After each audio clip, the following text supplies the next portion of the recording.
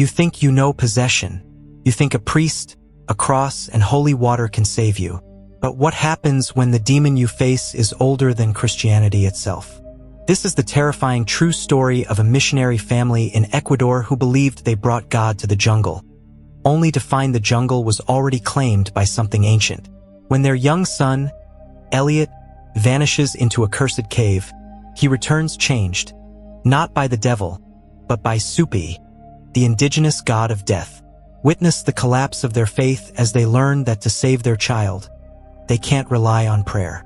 They must make a sacrifice.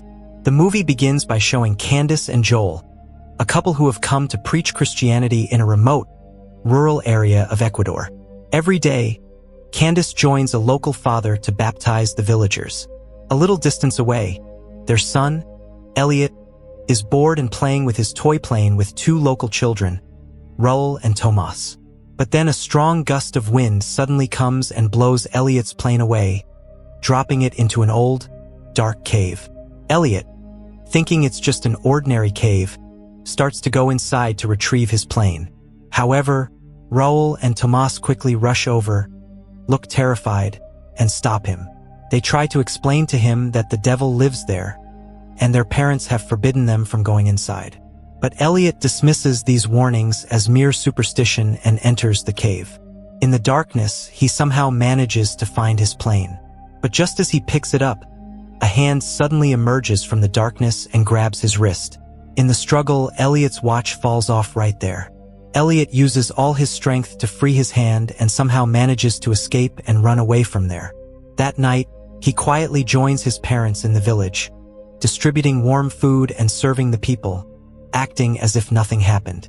But later, when he is alone in a room, his gaze suddenly goes outside, and he feels a black shadow rapidly passing by. His heart pounds with fear. Just then, his mother comes in and reminds him that tomorrow is his confirmation ceremony at the church, which will be a very special and sacred day in his life. She tells Elliot to wear his grandfather's watch for this special day, the one he always wears. But he has lost that watch in the cave today.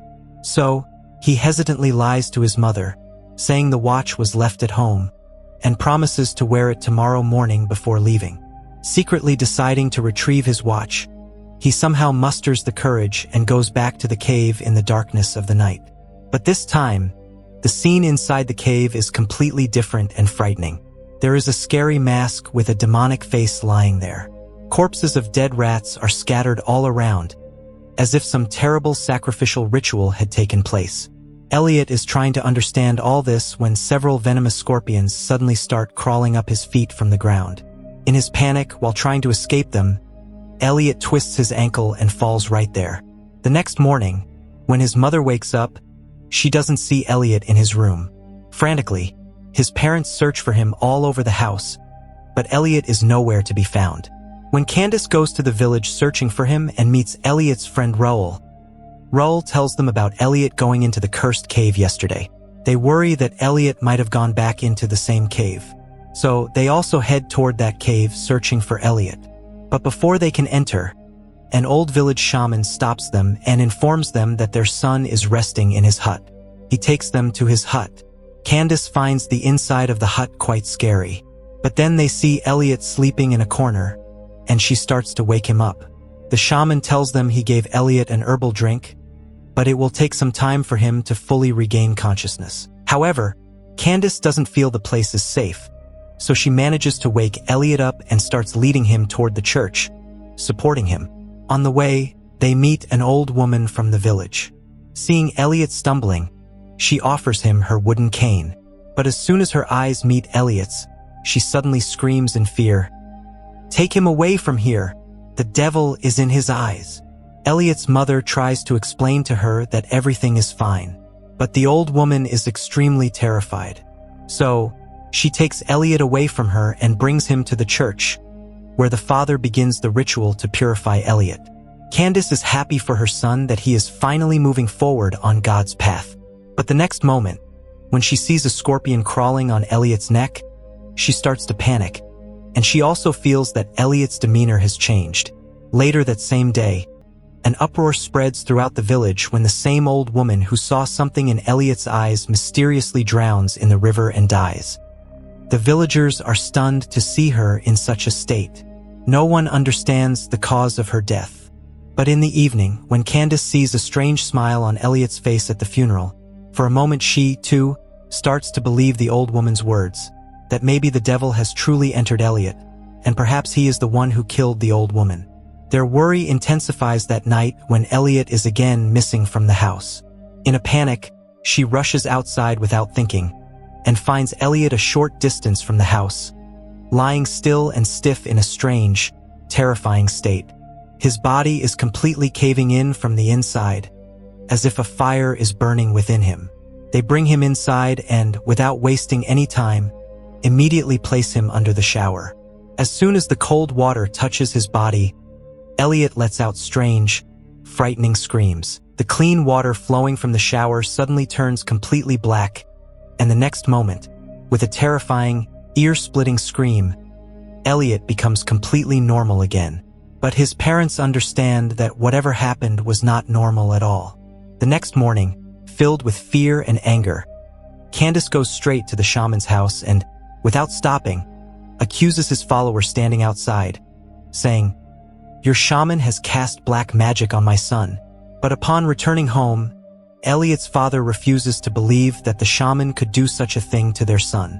Then, both of them join their hands and start praying to God for Elliot. But as soon as the prayer begins, Elliot's condition suddenly worsens terribly. He starts vomiting blood, and along with the blood, there are teeth and many small, crawling worms in the vomit. Now their fear increases even more. Candace now understands that some evil force must have come with Elliot from that cave. She explains everything to the father and has him perform an exorcism on Elliot. But during the exorcism, the demon inside Elliot begins to overpower him and tells the father, "Your God cannot harm me. I am much more powerful than him." Suddenly, Elliot's appearance also becomes very scary. The father tries to somehow control him, but he soon realizes that what they believe to be an ordinary ghost or spirit is a very ancient and extremely dangerous demon, older than their religion itself. Later, while the father is telling all this to Elliot's mother, the shaman and his follower arrive there, give them medicine to ease Elliot's pain, and try to explain to them that a great power named Supri has taken possession of Elliot in the cave, and Supri cannot be stopped. But the father and Candace do not believe them. That same night, Elliot goes missing from the house again. When the father is alone in his house, Elliot, wearing the same terrifying demonic mask from the cave, reaches him, and the demon inside him brutally kills the father as well. In the morning, Elliot remembers nothing about where he was all night, but his mother knows that the demon inside Elliot killed the father.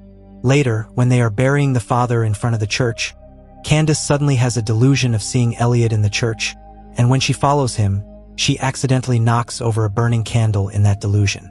A little while later, the entire church catches fire from it.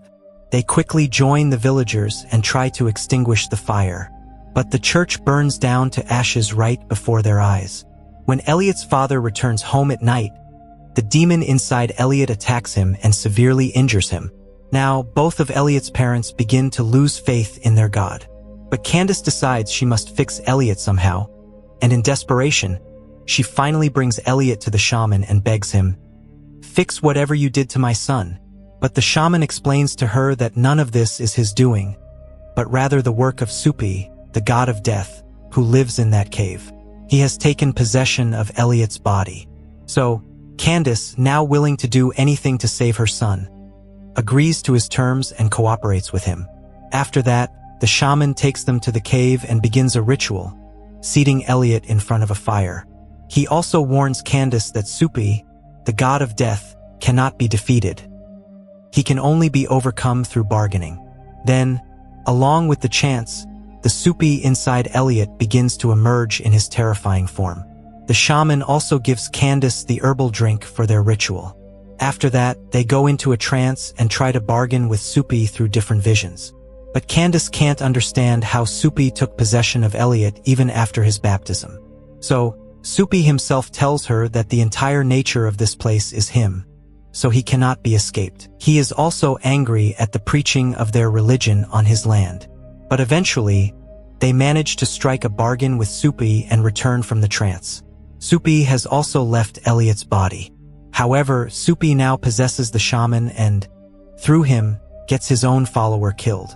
Then, Supi is about to kill Elliot and his mother. So, the shaman sacrifices himself to save them. But Supi possesses Elliot again. Candace pleads with Supi to take her body and leave her son. But Supi wants a young body to be powerful and is about to kill Candace. But then Candace strikes another bargain with Supi, promising to bring him another body. In a final attempt to save her son, she takes her friend's young daughter, Tomasa in the original, but keeping Tomas consistent, who is playing outside, into the cave and hands her over to Supi, and Supi possesses the innocent child. Afterward, Candace leaves the village forever with her injured husband and son. But she has left her cross in the village, which indicates that her faith in her God has been completely lost.